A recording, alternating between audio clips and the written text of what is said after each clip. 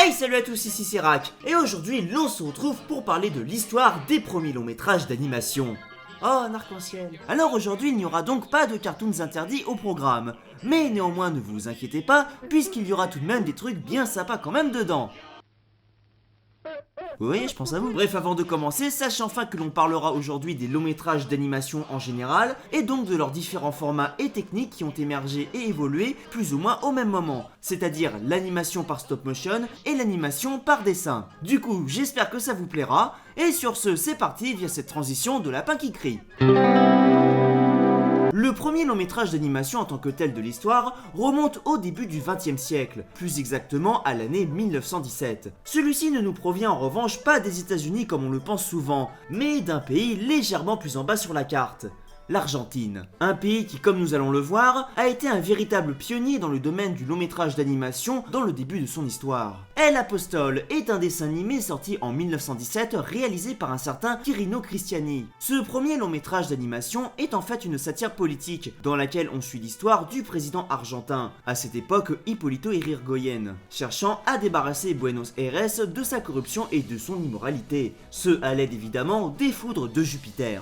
Et ne me demandez pas pourquoi, c'est pas moi qui ai écrit le scénario. Mais le président échoue hélas quelque peu, et le film se termine sur un incendie ravageant la ville. Oui, les scénarios de Disney étaient encore bien loin. Et c'est à ce moment-là que vous me demandez « Merak, montre-nous des extraits !» Et c'est alors qu'intervient l'ironie du sort, puisque le film, bien qu'ayant eu un succès à sa sortie, vu sa seule copie existante brûler dans un incendie en 1926. Mais néanmoins j'ai réussi à retrouver un petit extrait d'un métrage réalisé par le même réalisateur en 1919, prénommé Los Coligan. Comme ça vous donnera une idée de ce à quoi ça ressemblait, puisqu'au niveau de l'animation, avec seulement 2 ans d'écart, ça devait être à peu près la même chose. Enfin bref, je vous laisse admirer.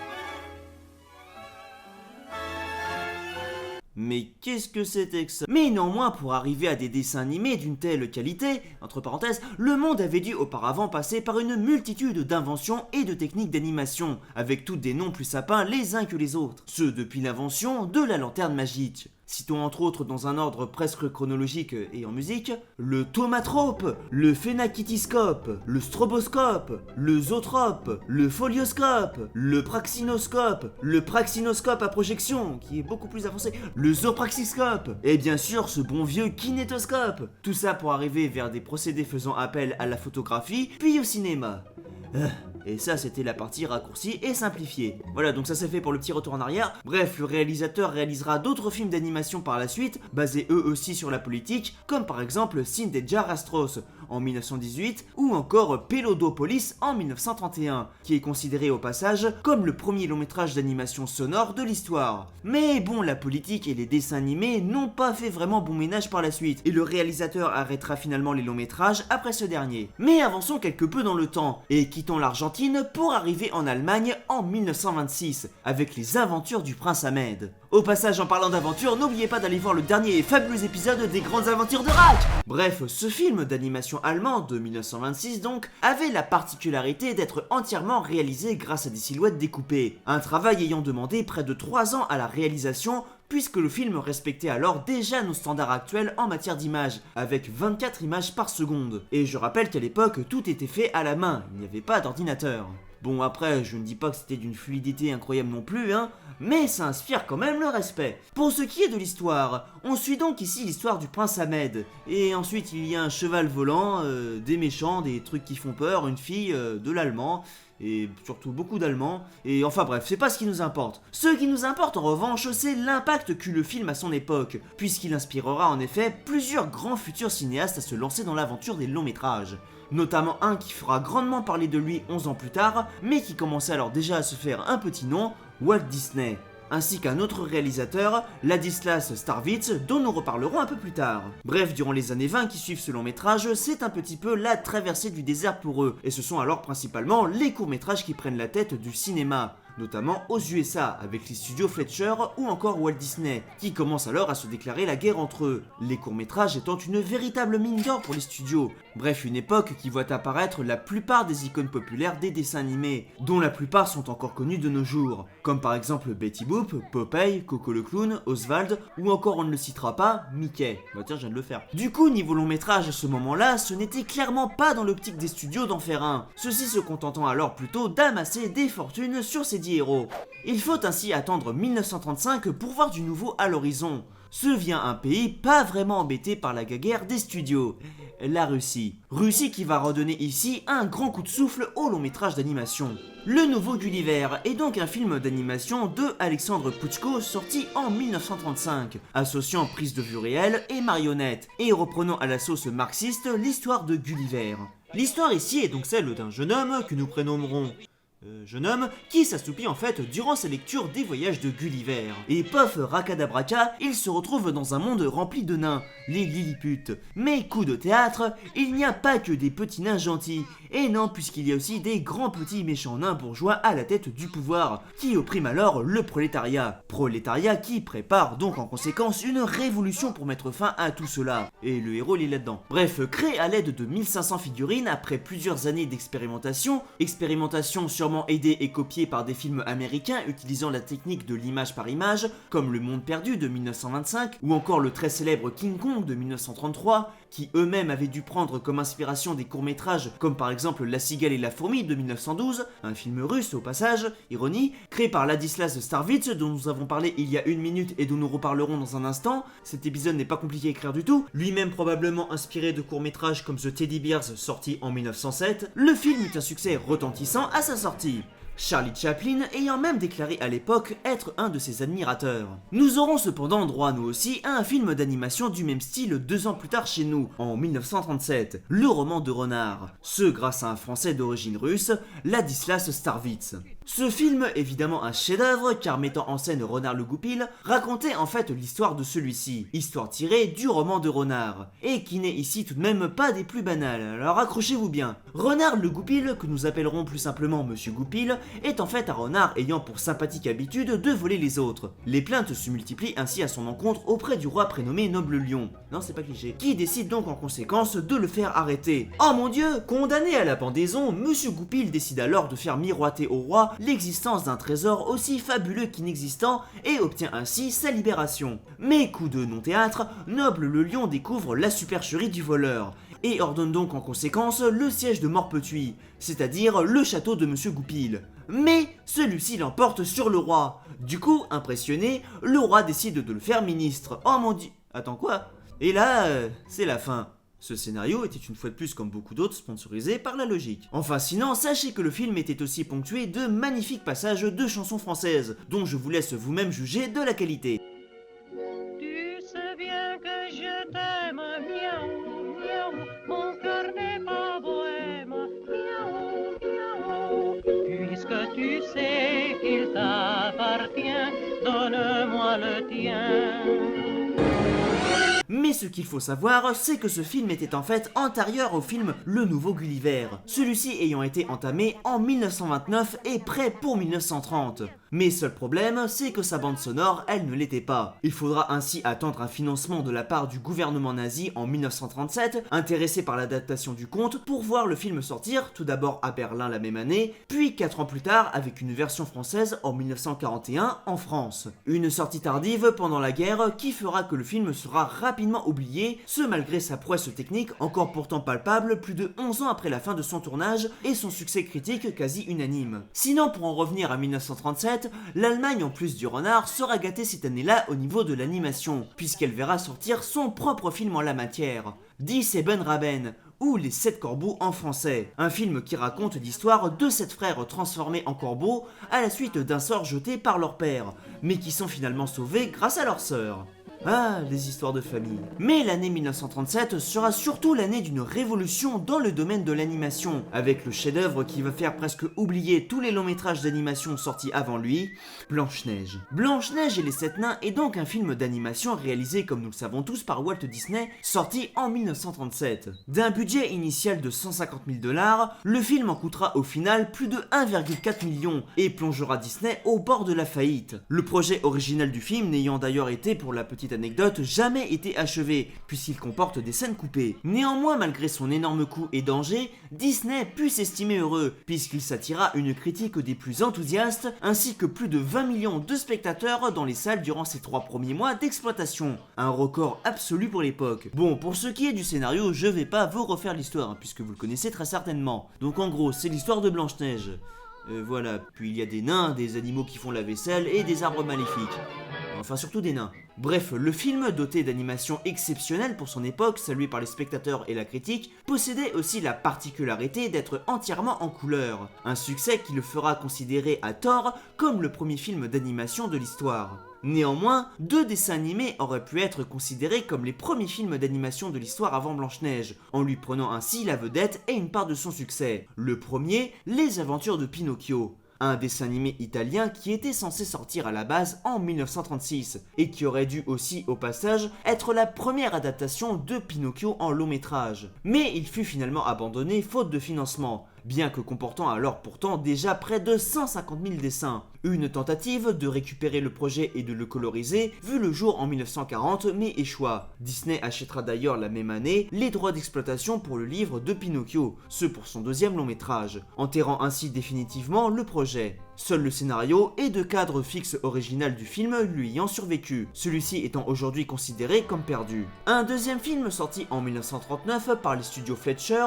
Les Voyages de Gulliver, aurait pu lui aussi voler la vedette à Blanche-Neige. Mais sa sortie tardive par rapport à Walt Disney lui coûta sa place. Une sortie tardive en partie expliquée de par le fait que Disney avait à l'époque pris les devants et acquis les droits d'exploitation du Technicolor, ce pour réaliser son Blanche-Neige. En conséquence, le projet de la Fletcher avait dû être laissé temporairement de côté, celui-ci n'étant alors dans tous les cas vraisemblablement pas une priorité pour le studio, qui pensait sincèrement que Blanche-Neige ruinerait Disney, comme pas mal de monde à l'époque. Disney qui était alors son grand concurrent d'alors, et qui lui prenait alors de plus en plus de parts sur le marché au niveau des courts-métrages, le studio s'étant lui-même mis de plus en plus à copier son style, dont il voyait le succès grandissant. Mais quand finalement Blanche-Neige sortit, et que le studio vit l'énorme succès du film, leur long-métrage ressortit aussitôt des placards et devint une priorité pour eux, car ils voulaient absolument acquérir la même notoriété et succès que Disney avait eu, d'autant plus que la sortie d'un 2e film de Disney, Pinocchio, était en préparation. En conséquence, la Paramount,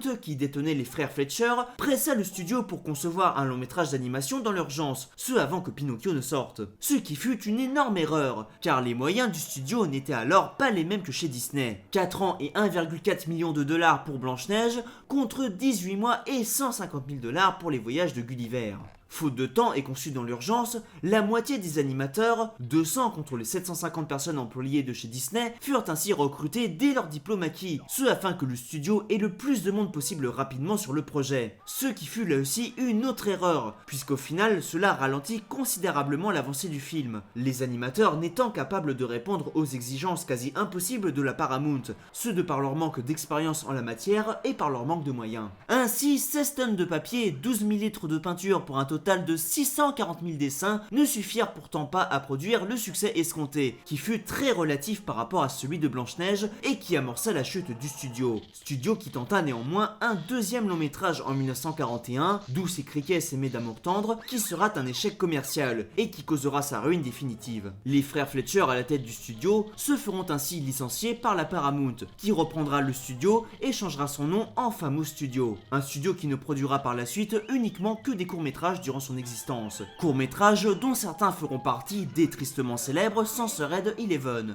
Non mais c'est une belle histoire. Bref, à partir de là, Disney se retrouvant donc à la tête du marché et sans véritable concurrent, celui-ci put sortir avec joie ses films. Pinocchio en 1940, suivi de Fantasia la même année, qui sera néanmoins le premier succès en demi-teinte pour le studio, vu son côté trop expérimental, Dumbo en 1941 et surtout Bambi en 1942, considéré comme le dernier chef-d'œuvre des débuts de Disney dans les longs métrages. Il faudra pour la suite attendre 1950 pour que ça reparte de plus belle avec Cendrillon. Le studio s'étant surtout concentré sur les courts-métrages entre-temps, notamment quelques-uns à des fins de propagande durant la guerre. Mais néanmoins, quelques pays ont essayé de lutter et de sortir leur propre long-métrage durant cette période d'âge d'or pour Disney. Et oui, attirés par ce nouveau format à succès chez les Américains qu'était le long-métrage d'animation, maintenant connu et reconnu mondialement, des réalisateurs d'autres pays et nations avaient essayé de faire ce succès leur. En Chine, on a eu en 1941 La princesse à l'éventail de fer, une adaptation d'un épisode d'un roman chinois du XVIe siècle, La pérégrination vers l'ouest,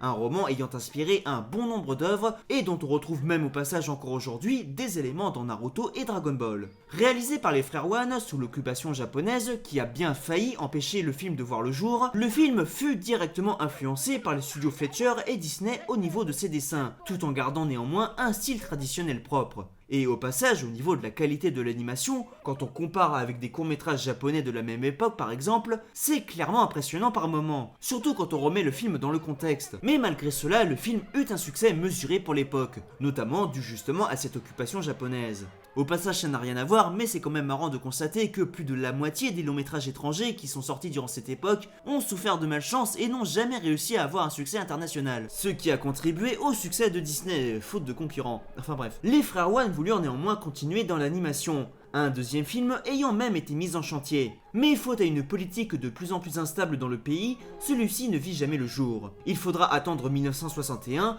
pour que leur studio puisse à nouveau sortir des longs métrages, comme par exemple Le Roi des Singes. Mais l'animation chinoise ne trouvera que rarement le succès international, dominé par les États-Unis et Disney. Du côté de l'ennemi japonais durant la Seconde Guerre mondiale, il fallut attendre 1945 pour voir leur premier long métrage d'animation apparaître, Momotaro, le divin soldat de la mer. Alors, c'est un film dont j'avais déjà parlé dans les cartoons interdits. Commandé par le ministère de l'armée impériale japonaise elle-même, le film montre ici l'histoire de petits animaux tout mignons qui massacrent tout le monde avec des mitraillettes. Et ah oui, de temps en temps, il y a des humains très joliment animés. Enfin bref, pour le Japon, les longs métrages d'animation, c'était pas trop ça. Surtout qu'ils ont justement perdu la guerre. Il faudra ainsi surtout attendre le milieu des années 80 et les années 90 pour voir apparaître les longs métrages d'animation japonais sur la scène internationale. Entre autres grâce à des studios comme le studio Ghibli, oui désolé pour la prononciation, blablabla, l'un des rares studios asiatiques à reconnaissance internationale aujourd'hui, ainsi que d'autres films populaires des années 80 et 90, comme Akira, Le Tombeau des Lucioles ou encore Ghost in the Shell et j'en passe. Bref, pour en revenir en 1945, en Europe, durant cette époque,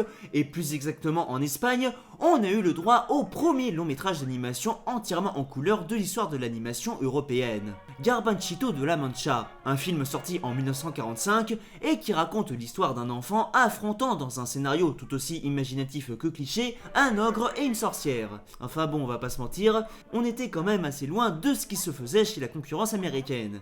Sérieux, il y a même certains passages qui me donnent envie de me marrer sans aucune raison. Je sais pas, c'est juste quoi ce foutoir?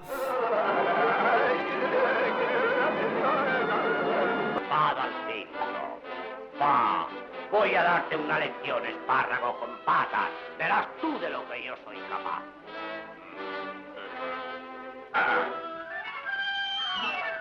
Soy fuerte, soy un fenómeno, Bref, là aussi, le succès fut limité au quasi-sol national. Mais néanmoins, si vous voulez voir à quoi ressemblait l'animation espagnole, eh bien allez voir, parce que à part une pauvre suite, on a eu un quasi grand vide jusqu'aux années 2000 dans le pays. Sauf si on compte bien sûr les quelques plagiats à Disney comme Cendrillon, sorti la même année que la version de Disney, et qui s'est fait évidemment écraser par celui-ci, ou encore Ahmed, le prince de l'Alhambra, sorti en 98. Un film qui ressemble étrangement sur sa couverture à un certain Aladdin sorti 6 ans plus tôt chez Disney. Bref, et pour en finir avec le début de l'histoire des longs métrages d'animation, terminons avec le pays qui allait devenir le prochain ennemi symbolique des États-Unis à l'aube de la guerre froide, la Russie. Prabhavchaya Gramota est un film d'animation à la limite du court-métrage, un peu moins d'1 heure, mais classé en long-métrage entre autres de par sa qualité, datant de 1945. Créé sur la base d'une nouvelle du 19e siècle de Nicolas Gogol, sans commentaire, l'histoire est en fait en gros celle d'un cosaque qui se rend à la ville de Saint-Pétersbourg pour remettre une lettre à la tsarine. Bon, jusque-là ça casse pas 3 pattes à un canard, et même à un renard, sauf que coup de non-théâtre, comme on s'y attendait pas, celui-ci se heurte à de moult et multiples obstacles sur sa route, dont entre autres des arbres qui parlent, des villes sorcières et l'enfer. Enfin bref, spoil de malade, il parvient tout de même à mener sa mission à bien, et là, c'est la fin. Oui, je sais, vous êtes aussi non surpris que moi. Bref, un film d'animation russe qui va ainsi ouvrir la porte à bien d'autres films dans son pays. Films qui ne seront évidemment jamais importés chez nous pour leur grande majorité. Ce tout simplement car se formait alors peu après ce que l'on appelait le bloc de l'Est et le bloc de l'Ouest, chacun influencé par leur propre leader culturellement parlant. Ce qui rendra l'importation et l'exportation de ces 10 films d'un bloc à l'autre plus que difficile. Une guerre culturelle qui sera finalement remportée par le bloc de l'Ouest. Mais ça, c'est une autre histoire. En conclusion, l'histoire des longs métrages d'animation est donc une histoire remplie de concurrence, de plagiat et de copies, vive l'humanité.